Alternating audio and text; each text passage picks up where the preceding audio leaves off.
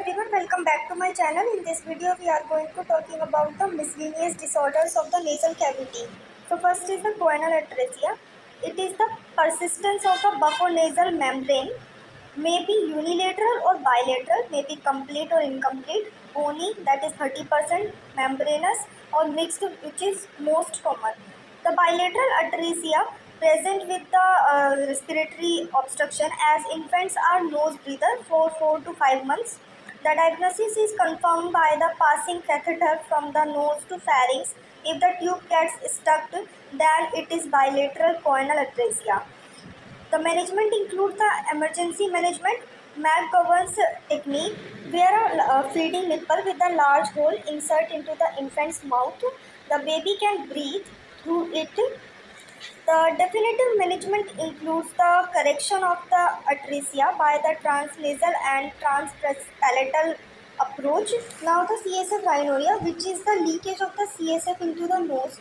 The etiology is the trauma, which is most common, inflammation, neoplasm invade the skull, congenital dehiscence.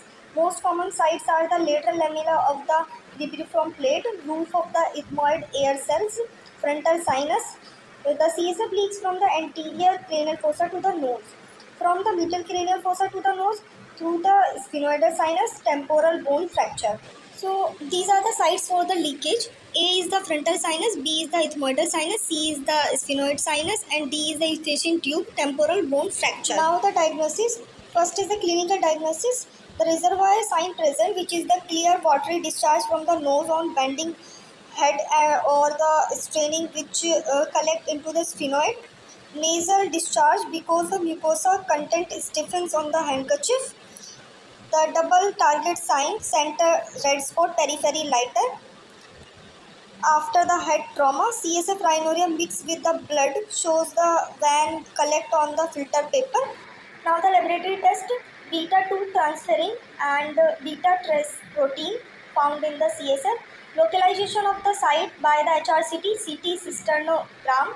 Now the treatment is the conservative treatment for the 2 week. Bed rest, elevate head, stool softeners, avoid nose blowing, use diuretics, acetazolamide, which decrease the CSF pressures. Now the surgical treatment use the endoscopic repair. Thank you.